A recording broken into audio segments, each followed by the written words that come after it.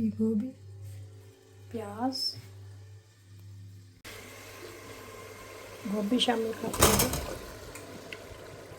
और गोभी को अच्छी तरह भूनेंगे, फिर पानी लगा देंगे।